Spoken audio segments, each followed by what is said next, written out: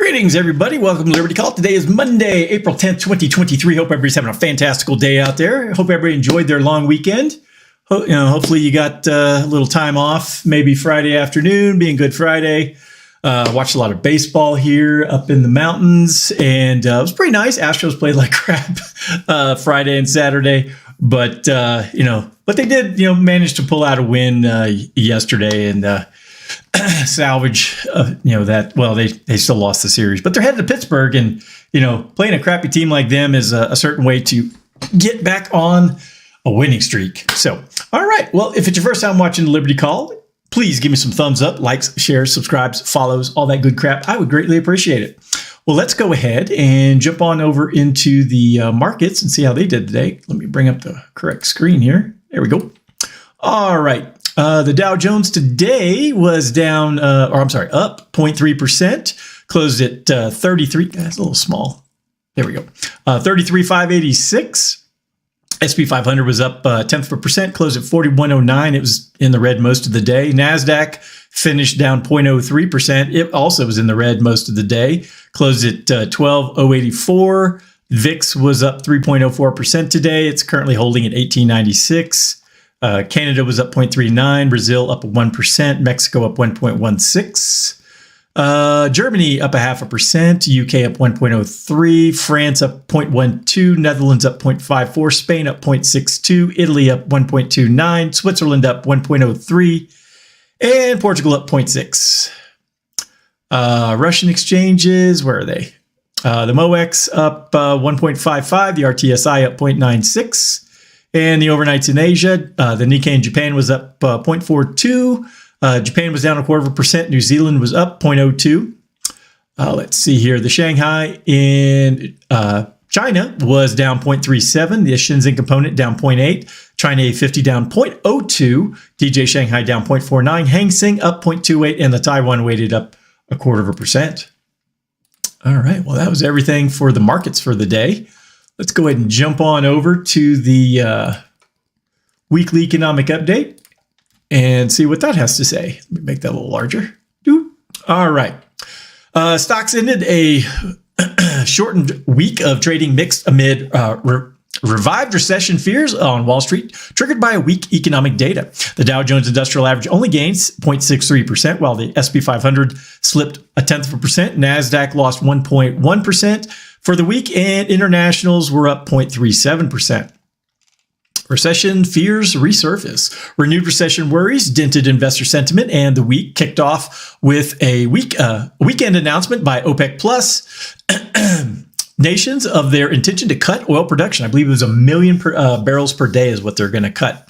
The prospect of higher oil prices not only revived inflation fears, possibly hurting the chances of a rate hike pause by the Fed, but it raised concerns over future consumer spending. Stocks weathered the news well, but buckled on weak manufacturing and services data in subsequent days. Stocks trended lower again after the lower than expected open jobs number and a slowdown in private sector hiring. Stocks stabilized to close on Thursday, despite an increase in jobless claims and a pickup in March layoffs. A cooling labor market. A string of labor reports last week reflected signs of a cooling labor market, beginning with the unexpectedly significant decline in the number of open jobs, falling below 10 million for the first time in nearly 2 years. The JOLTS report preceded payroll processor ADP's employment report that saw a rise in private sector hiring of 145,000, short of consensus forecasts of 210, and smaller wage gains. After reports of a jump in initial jobless claims on Thursday and a 15% rise in layoffs in March, Friday's March employment report showed the smallest increase in non-farm payrolls, plus 236,000 since December of 2020. All right, economic data this week. Wednesday, we have the CPI and the FOMC minutes. Thursday, we have jobless claims and the producer price index. And Friday, we have retail sales, industrial production, and consumer sentiment. Companies reporting earnings this week. Thursday, we have Delta Airlines. Friday, we have JP Morgan, BlackRock, United Health Group, Citigroup, and PNC Financial Group. All right. Well, that's everything for the weekly update. Hope that was entertaining for you folks out there. Let's go ahead and jump on over to the market recap for today. SP 500 cuts losses, but Apple led slip in tech ways. Let's see what they have to say here. Get my notes. On Monday, the S&P 500 cut losses, but the momentum was kept in check by a slip in big tech stocks led by Apple and concerns about further Federal Reserve tightening following a robust March jobs report. Yeah, okay. According to market research firm IDC, Apple's personal computer shipments declined by 40.5% in the first quarter, impacting the company's shares, which fell about 2%, while Alphabet and Microsoft also led to the downside. Meanwhile, growth sectors such as tech were also impacted by a rise in Treasury yields on expectations that a strong March non-farm payrolls report could encourage the Federal Reserve to tighten monetary policy. The U.S. economy added 236,000 jobs in March, and wage growth rose about 0.3% for the month, but the unemployment rate slipped to 3.5%. RBC noted that low unemployment coupled with sticky inflation could still provide the Federal Reserve with cover to push interest rates higher in the near term. Yeah, I still think they're going much, much higher. Chip stocks were boosted by a more than 7% surge in Micron Technology and Western Digital, while Taiwan Semiconductor Manufacturing fell more than 1% after reporting weaker than expected sales in Q1 for the second straight quarter due to weaker chip demand. Meanwhile, Tesla announced plans to build a large new battery facility in Shanghai, but also announced price cuts across all four model lines in the U.S., raising concerns about margin prices for the EV maker. Energy stocks shrugged off the slip in oil prices, with Pioneer Natural Resources rallying 6% following a Wall Street Journal report that ExxonMobil had held informal discussions to acquire the fracking giant. Financials were slightly higher on the day, with some regional banks, including First Republic Bank, turning positive ahead of the quarterly earnings season. JP Morgan Chase, Citigroup, and Wells Fargo kick off the quarterly earnings season in earnest on Friday, which will serve as a gauge of stress in the banking sector, particularly for regional banks following the collapse of SVB and Signature Bank. All right, well, that was everything there. Pretty interesting stuff. Next up on the docket comes from our friends over at Zero Hedge. Goldman, slowdown in consumer spending, quote, moved from theory to reality, end quote, in the last 2 weeks. Let's see what they have to say. Goldman Sachs trader Scott Fiedler, or I think that's Fiedler or Filer, has warned of a consumer spending slowdown, which has moved from theory into reality in recent weeks.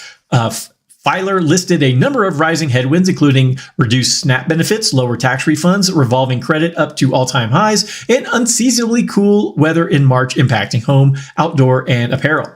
Additional concerns include the slowing of the jobs market and the end of the student debt moratorium in June. Despite being listed as headwinds until recently, there were no notable slowdowns to speak of, but that changed in the last 2 weeks when Costco became the first major bellwether to call it out. Other companies quickly followed suit, with many reporting a slowdown in sales growth in March. There were some exceptions, however. Walmart sounded constructive at their analyst day and reaffirmed their Q1 and fiscal year outlook, while operating income potentially growing above their outlook on the go forward. Walmart has only approximately 6% exposure to California compared to Costco at about 16%. Hedge fund investors are taking the other side of the cautious retail trade as we move into April, arguing that weather played a significant impact in the March slowdown. However, longer-term investors are focusing on the softening jobs picture, suggesting that a temporary bump from weather weather trade may not be enough. The next catalyst to watch, according to Goldman, is CarMax, the only major consumer company to report this week. Expectations are for them to miss comp sales by about 500 basis points and speak to a slow start to Q1. Fiedler concludes that there has been a very defensive playbook in the consumer sector, with dollar stores and discounters staples outperforming while discretionary plays have reduced. The silver lining is that positioning is already largely reflects the consumer slowdown, with discretionary positioning bumping along lows versus staples significantly net bought recently. All right. Well, that was everything there. I do have one last thing to share with you. It was a podcast I listened to over the weekend. Comes from the podcast Gold, Goats, and Guns. And the, what's the guy's name? Tom Luongo is the host. And his guest today, or on the episode we're going to play is Caitlin Long, and she is a longtime investment guru or investment person on Wall Street, and has a lot of knowledge about monetary systems and all that sorts of crap. So let's go ahead and bring that up, and we'll go ahead and listen. Let's see here. Where are we at? All righty. A fiat currency is just a reflection of the income producing assets in the country. And as you keep loading up more debt on the income producing assets, ultimately there will not be enough income or cash flow to service the debt. And that's when we move to a new regime. Okay. So and that's Mises's crack up.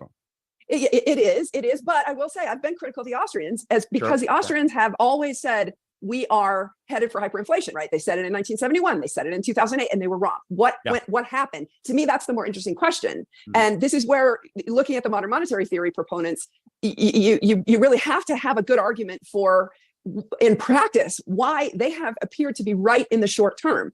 And the answer is that we still had balance sheet in the United States. We still had debt capacity that we could load up all this debt. And we have for 50 years loaded up all this debt. I did a presentation in San Francisco to a Mises group back in, I think, 2018, maybe 2019, about the history of the U.S. economy. We were a equity financed economy until 1968. What does that mean? It meant that it didn't mean there was no debt. I'm not with the sort of, folks that think debt is bad. No, right. I will rail against leverage. But what do I mean when I say leverage? I mean leverage in excess of 1-to-1. This is, to your point, to put it in the Misesian terminology, this is circulation credit instead of commodity credit. Circulation credit is debt that arises out of thin air, that's not backed by anything that was actually previously produced. Commodity credit is debt that was created out of something that was previously produced. So taking that philosophy and putting it to math, all the debt that was issued in US dollars up until 1968 was roughly equal to the cumulative amount of savings in the US economy. Okay. Right. So that's what I mean. So in Austrian terms, the pool of real savings was backing on a 100%. We had 100% reserve banking in effect. Correct. Because the pool of real savings in Austrian terms equaled the amount of debt, and there was no more than one claim for a debt dollar that there was for credit dollar that there was for an actual dollar. And periodically, perfectly reasonable.